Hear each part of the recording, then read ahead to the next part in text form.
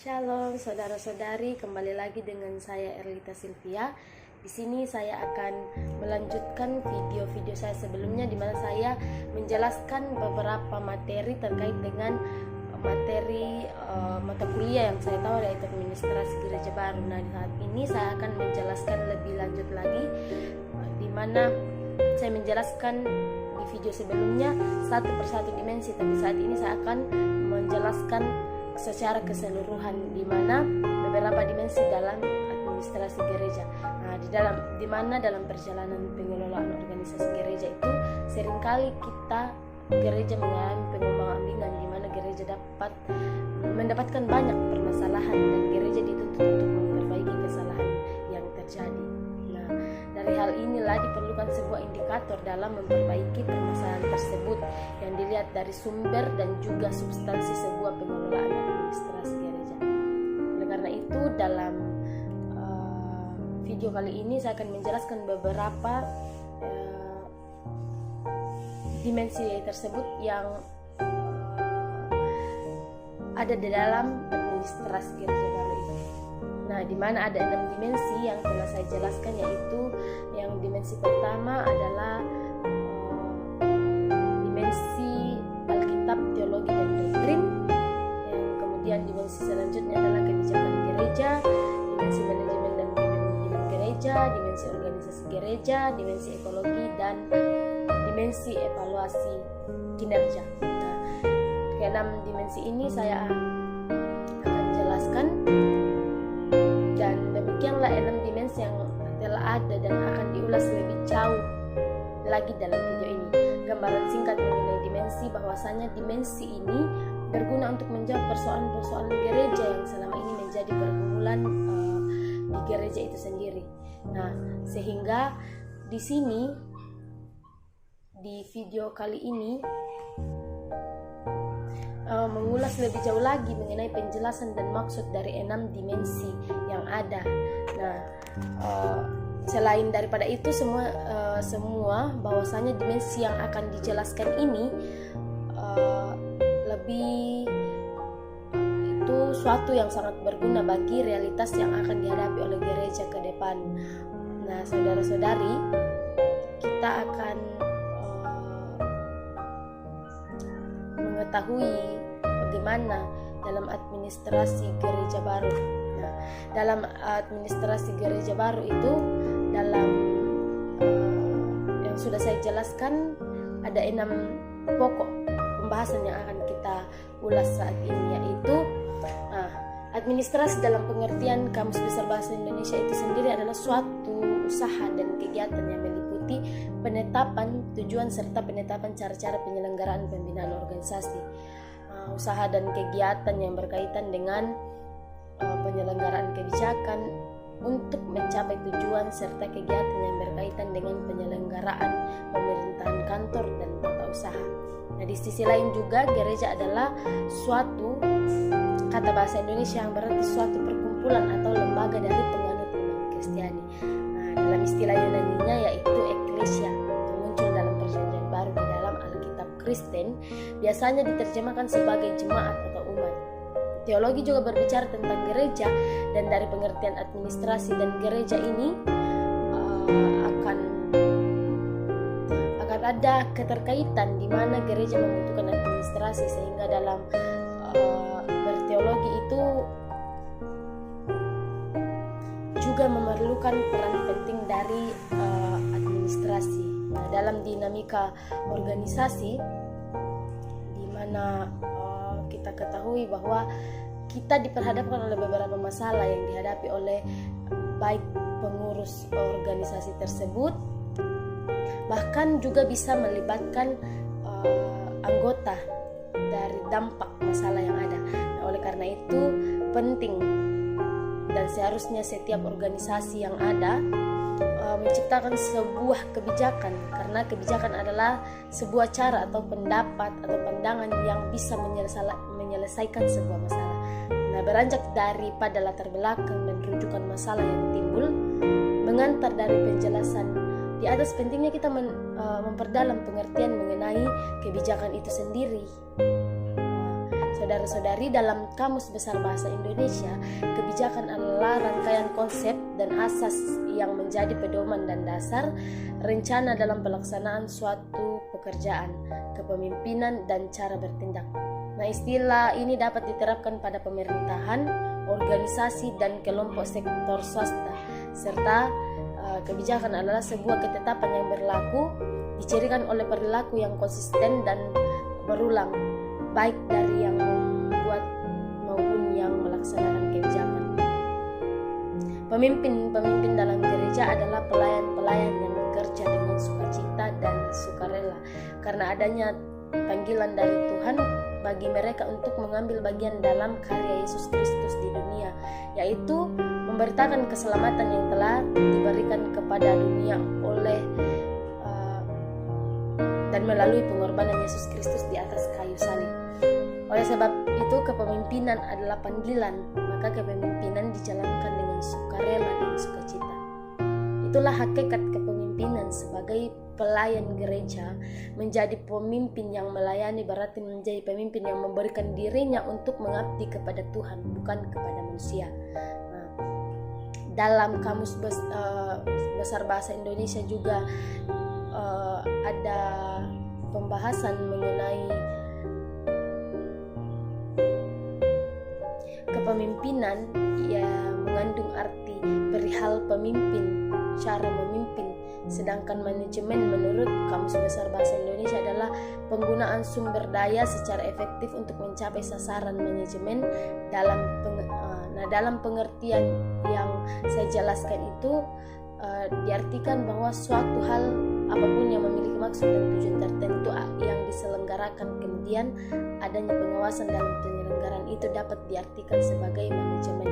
Nah, organisasi gereja itu adalah merupakan salah satu cara untuk dapat mengidentifikasikan gereja yang didirikan oleh Kristus.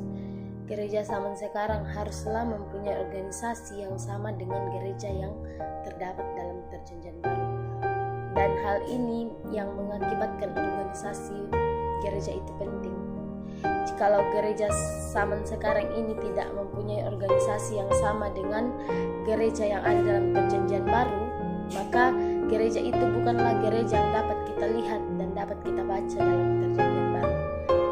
Tidak ada sekelompok orang pun yang pernah merubah organisasi gereja yang telah dinyatakan dalam Perjanjian Baru dan tidak merubah tentang rencana keselamatan Allah, cara peribadatan yang sudah ditentukan oleh Allah, dan tata cara kehidupan yang telah diperintahkan oleh Allah dalam kehidupan orang Kristen. Dan merupakan hal yang benar juga bahwa seorang tidak pernah merubah rencana keselamatan Allah atau tata cara peribadatan yang sudah ditentukan oleh Allah, dan sekaligus tidak merubah organisasi gereja yang sudah ditentukan oleh Allah. Organisasi gereja yang Alkitabiah, rencana keselamatan yang Alkitabiah, dan tata cara kebaktian yang Alkitabiah selalu berdiri bersama-sama atau berubah bersama-sama. Inilah yang mengakibatkan sehingga organisasi gereja itu penting. Menurut Kamus Besar Bahasa Indonesia, arti kata organisasi adalah kesatuan atau susunan yang terdiri dari bagian-bagian. Di dalamnya itu ada orang dan sebagainya, dalam perkumpulan dan sebagainya untuk tujuan tertentu. Nah, dalam peradministrasian gereja pasti akan ada ekologi administrasi, di mana ekologi administrasi terdiri dari dua terminologi, yaitu ekologi dan administrasi. Kedua terminologi ini dapat ditelusuri dari berbagai sudut. Setiap sudut pandang tersebut memberikan pengertian yang berbeda. Hal ini disebabkan oleh latar belakang pengalaman, pendidikan, dan cara pandang dari para ahli yang bersangkutan. Meskipun demikian, dari masing-masing cara pandang yang berbeda, itu dapat ditelusuri beberapa hal yang merupakan persamaannya. Dengan persamaan-persamaan tersebut, maka dapat dirumuskan berbagai kriteria yang merupakan karakteristik dari ekologi administrasi itu sendiri, sehingga dapat diambil batasan mendekati arti yang sebenarnya, bahkan tidak menutup kemungkinan diperoleh pengertian yang sesungguhnya. Nah, menurut Kamus Besar Bahasa Indonesia, ekologi adalah ilmu tentang timbal balik antara manusia dengan alam sekitarnya atau lingkungannya. Nah, dari 5 dimensi itu akan ada evaluasi kinerja, di mana evaluasi merupakan saduran dari bahasa Inggris, yaitu evaluation, yang diartikan sebagai penafsiran atau penilaian. Nah, Nur Kancana menyatakan bahwa evaluasi adalah kegiatan yang dilakukan berkenaan dengan proses untuk menentukan nilai dari suatu hal. Evaluasi sangat lazim dilakukan dalam dunia kerja. Tujuan evaluasi ini tertentu supaya segala pekerjaan yang dilakukan tetap sesuai dengan perencanaan awal. Nah, tujuan evaluasi ini tentu supaya segala pekerjaan yang dilakukan tetap sesuai dengan rencana awal. Evaluasi adalah salah satu cara terbaik untuk menguji efektivitas dan produktivitas dalam berbagai bidang kehidupan manusia. Evaluasi juga dapat dimaknai sebagai suatu kegiatan mengumpulkan informasi mengenai kinerja sesuatu atau metode manusia dan peralatan, di mana informasi tersebut akan dipakai untuk menentukan alternatif terbaik dalam membuat keputusan. Saudara-saudari, setiap gereja baik kecil maupun besar memerlukan pengorganisasian yang baik, karena ketika gereja mempunyai pengorganisasian yang baik, maka fungsi gereja sebagai tubuh Kristus akan berjalan dengan baik sesuai dengan arah kehendak Tuhan. Sehingga gereja harus mengerti dengan benar tentang pengertian administrasi. Dari sini kita dapat melihat bagaimana pengaruh yang diberikan administrasi gereja. Dalam administrasi gereja baru harus diketahui apa arti administrasi itu sendiri. Administrasi itu bukanlah hanya akan hal persuratan ataupun tata usaha, melainkan bagaimana kita di dalamnya ikut turut ambil bagian sesuai dengan fungsi kita masing-masing. Nah, menurut para Judi Atmosudirjo, ini adalah seorang ahli pakar, ia mengartikan bahwa administrasi itu ialah pengendalian dan penggerak dari suatu organisasi sedemikian rupa sehingga organisasi itu menjadi hidup dan bergerak menuju tercapainya segala sesuatu yang telah ditetapkan oleh administrator, yakni kepala organisasi. Berbeda dengan Sondang Presiagian, beliau juga adalah seorang pakar yang mengatakan bahwa administrasi adalah keseluruhan proses sama antara dua orang atau lebih berdasarkan rasionalitas tertentu untuk mencapai tujuan yang telah ditetapkan. Sedangkan menurut Ulbat, administrasi dalam arti sempit didefinisikan sebagai persiapan sistematis dan pencatatan data dan informasi baik secara internal maupun eksternal untuk tujuan memberikan informasi dan membuatnya lebih mudah untuk memberikan sebagian atau seluruhnya. Nah, sebuah pemahaman sempit administrasi lebih dikenal sebagai administrasi. Kemudian juga ada pengertian teologi dari beberapa pakar, yaitu menurut William L. Reese, beliau adalah pakar yang mengatakan bahwa teologi itu berasal dari bahasa Inggris, yaitu theologiada. Ini berkaitan tentang pemikiran tentang ketuhanan.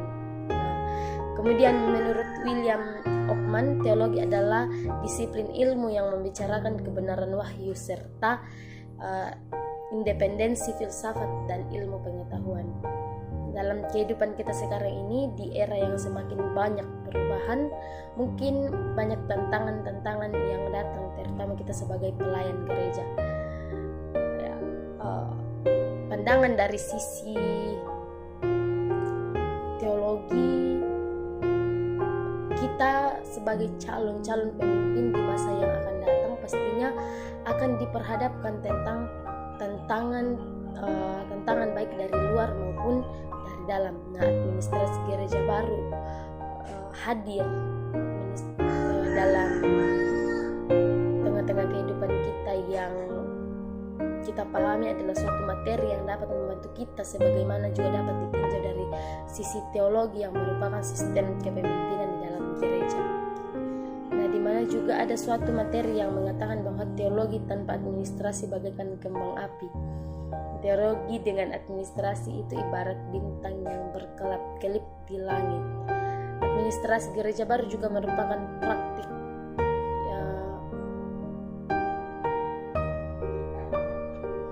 pengelolaan gereja berdasarkan prinsip atau nilai Alkitab. Dijelaskan dengan kerangka pikir teologi, diimplementasikan berdasarkan pendekatan keilmuan multidimensional yang relevan dan mutakhir.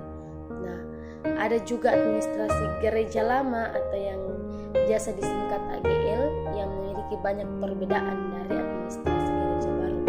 Ini juga banyak digunakan dalam kehidupan gereja masa kini, diperhadapkan dengan situasi di mana ketika gereja menggunakan administrasi gereja lama, maka tentu akan banyak hal yang bisa menimbulkan masalah. Nah, sehingga dalam administrasi gereja lama, istilah administrasi dipahami sebagai persuratan, sementara dalam administrasi gereja baru lebih kepada istilah kawan sekerja Allah. Nah, administrasi gereja lama ini lebih memusatkan keuntungan pribadi, bisa juga kelompok, tetapi lupa akan kemajuan gereja menyikapi perkembangan. Nah, hadirnya administrasi gereja baru ini tentu akan menjadi salah satu hal yang penting untuk merubah administrasi gereja yang lebih baik. Teologi sebagai ilmu pengetahuan tentang Allah akan membantu memperbarui administrasi karena akan membuat perubahan baru di dalam gereja. Di bawah akan saya jelaskan, mungkin ada perbandingan antara administrasi gereja lama dan administrasi gereja baru. Nah, administrasi gereja lama ini memandang gereja adalah bait atau rumah Allah, itu juga sebagai pusat pelayanan, sebagai pusat pembinaan warga gereja, atau juga ada imam atau pendeta sebagai sumber kewibawaan, juga berbicara bias kognitif dan miskin firman. Sedangkan administrasi gereja baru itu dipahami sebagai kawan sekerja Allah. Bisa saudara-saudari juga bisa bandingkan dalam 1 Korintus 3 ayat 6. Administrasi gereja baru juga memandang bahwa gereja perlu diperbarui dalam Markus 2 ayat 21 hingga ayat 22, dan juga memandang bahwa Allah tidak pernah mau melihat orang yang memegahkan dirinya sendiri. Dan yang terakhir, administrasi gereja baru juga memandang sebagai salah satu pembinaan warga gereja. Nah, perbandingan ini menunjukkan bagaimana administrasi gereja lama sangat kurang membawa dampak perubahan administrasi gereja yang baik. Karena itu, kehadiran administrasi gereja baru membawa administrasi gereja yang terstruktur dengan baik, dengan menyertakan patokan teologi yang handal dan berkompeten, serta tidak melenceng dari kebenaran berdasarkan Alkitab. Nah, administrasi gereja adalah proses penyelenggaraan secara teratur kegiatan gereja melalui tahap perencanaan, pelaksanaan, dan pengawasan untuk mencapai tujuan penginjilan, pembinaan, dan pelayanan sosial, sehingga sangat dibutuhkan administrasi gereja yang sangat baik. Dengan segala perkembangan yang ada, gereja sebaiknya tidak tertinggal zaman, sehingga dengan adanya AGB ini dapat membantu gereja untuk menjadi gereja yang maju, yang tidak tertinggal dari ketinggalan zaman. Dengan adanya AGB juga dapat membantu gereja melihat gereja yang maju, yang tidak tertinggal dari ketinggalan zaman.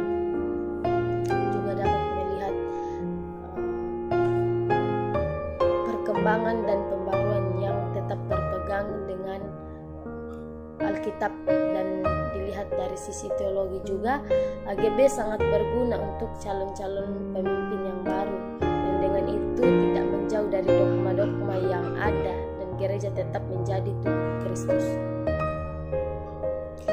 Kemudian dalam peradministrasian gereja pastinya ada masalah-masalah yang terjadi, sebagaimana bahwa dalam dinamika berorganisasi seringkali kita mendapatkan hal-hal yang pro kontra, di mana pada hal-hal yang pro kontra tersebut penting adanya paham yang bisa mengakomodir secara menyeluruh daripada perbedaan pendapat.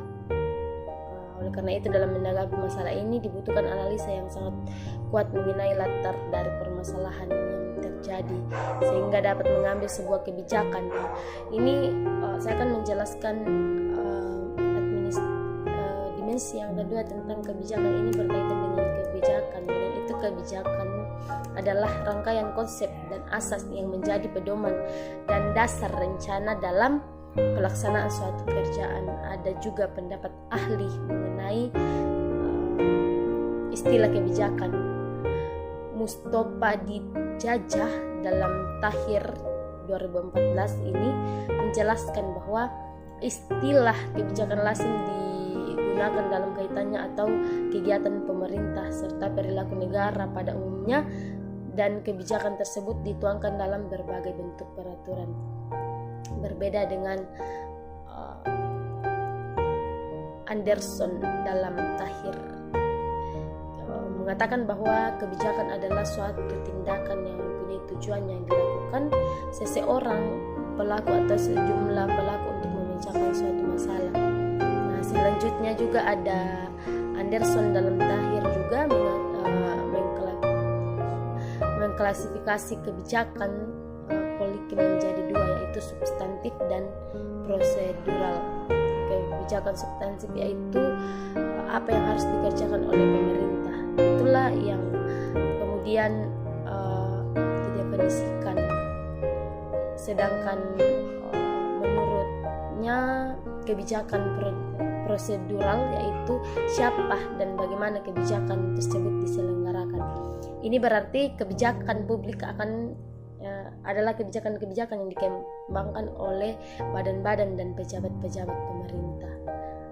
Definisi kebijakan menurut Frederick dalam Agustino 2008, kebijakan publik adalah serangkaian tindakan atau kegiatan yang diusulkan oleh seseorang, kelompok atau pemerintah dalam suatu lingkungan tertentu di mana terdapat hambatan-hambatan atau kesulitan-kesulitan dan kemungkinan-kemungkinan, atau juga dia sebut sebagai kesempatan-kesempatan di mana kebijakan tersebut diusulkan agar berguna dalam mengatasinya untuk mencapai tujuan yang dimaksud.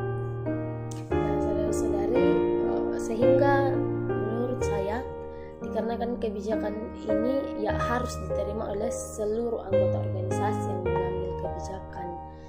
Secara singkat bahasanya kebijakan itu diambil atau diputuskan secara bersama oleh seluruh anggota organisasi itu sendiri. Organisasi tidak terlepas daripada keputusan bersama. Dan disitulah kita bisa melihat bahwa penerapan dari kebijakan ini adalah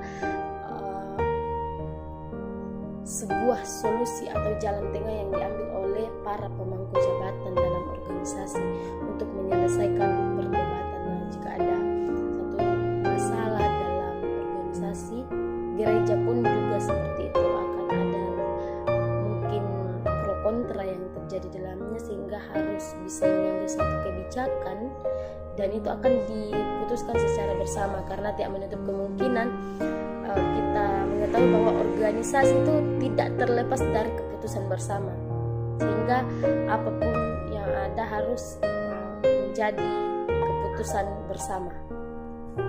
Nah, sebelumnya kita membahas mengenai dimensi kebijakan gereja, di mana kebijakan gereja ini dapat berjalan dengan pengelolaan daripada organisasi yang dibawahi oleh seorang kepemimpinan di dalamnya. Dari hal inilah kita akan melihat dimensi manajemen dan kepemimpinan gereja. Hal ini saling berkaitan dikarenakan kebijakan gereja dapat berjalan dengan baik jikalau manajemen dan pengelolaan kepemimpinan juga berjalan dengan baik. Nah, ada beberapa pakar yang memberikan masukan mengenai pengertian kepemimpinan.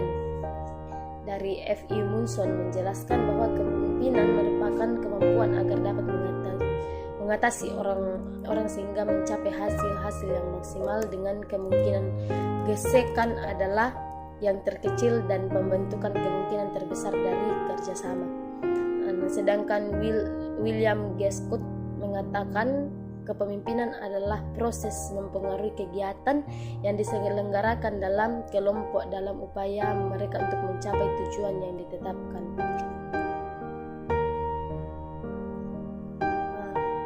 Manajemen dan kepemimpinan gereja itu bukan berdasarkan pada Wikipedia. Ya, semua informasi relevan kita bawa dalam gereja.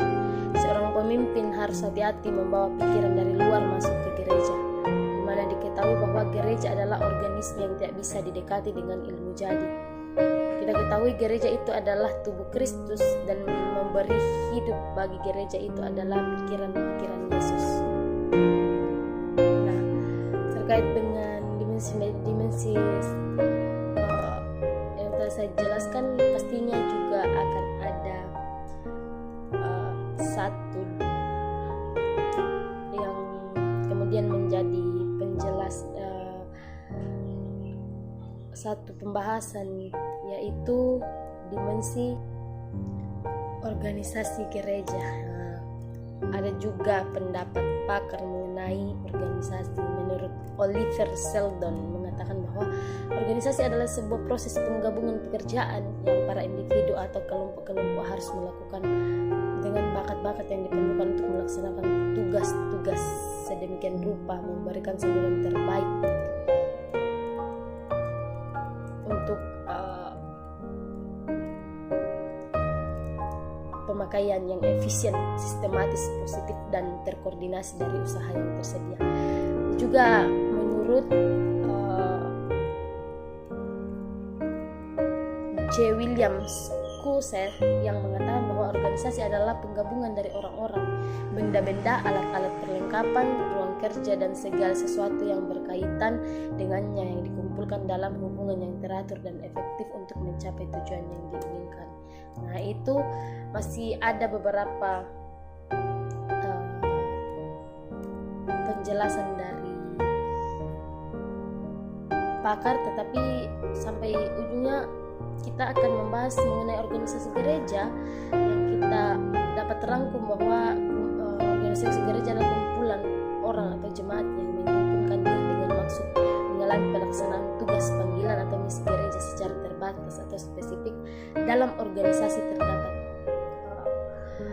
patologi-patologi yang ada. Kita ketahui bahwa gereja adalah sebuah organisasi karena ia memiliki unsur-unsur yang dimiliki organisasi, sehingga ketika kita berorganisasi mungkin kita akan melihat organisasi yang baik itu seperti apa, manajemen kepemimpinannya seperti apa. Tetapi juga diketahui bahwa ketika kita berorganisasi mungkin akan ada ekologi yang timbul. Nah, kata ekologi pertama kali diperkenalkan oleh Ernest Haeckel ini juga ditanggapi oleh beberapa pakar seperti Lynn Margulis yang mengatakan bahwa studi ekonomi bagaimana manusia dapat membuat kehidupan, studi ekologi bagaimana tiap binatang lainnya dapat membuat kehidupan. Ini berbeda dengan Mike Carson juga mengatakan bahwa ekonomi 3/5 dari ekologi. Sejak ekosistem menciptakan sumber serta membuang sampah yang mana ekonomi menganggap dilakukan untuk bebas. Tapi saudara-saudari, penataan lingkup gereja banyak dikelilingi oleh beberapa subdimensi. Ketika belajar Alkitab kita harus mampu untuk mengaitkan dengan konteks kehidupan yang ada. Nah, salah satu ekologi yang ada dalam organisasi gereja mungkin itu lebih kepada perkembangan zaman yang menggunakan perkembangan zaman ini dengan tidak baik, sehingga mungkin akan lebih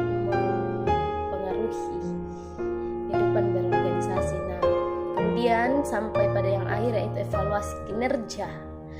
Semua dimensi yang ada harus dievaluasi, karena kita berbicara administrasi gereja baru, mungkin akan sulit kita mengabaikan apa yang paling penting, bagaimana kita mengevaluasi 6 dimensi itu. Prinsip yang perlu diketahui yaitu on the track, di mana Alkitab, doktrin, teologi, filsafat, metode, dan teori multidisiplin ada di dalamnya, sehingga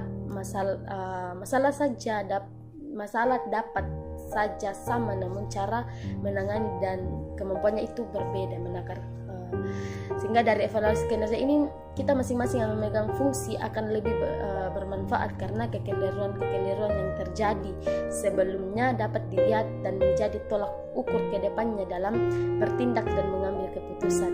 Jika diperhadapkan oleh situasi yang sama, dalam artian evaluasi kinerja ini dapat bermanfaat pada dimensi kasuistik. Nah, penjelasan saya mengenai 6 dimensi ini dapat saya simpulkan bahwa salah satu tujuan gereja adalah membawa atau menuntun jiwa-jiwa ke jalan terang, yang dimana gereja memberikan pelayanan jasa dengan pelayanan terbaik, sehingga bagian pencapaian gereja adalah pelayanan yang diberikan.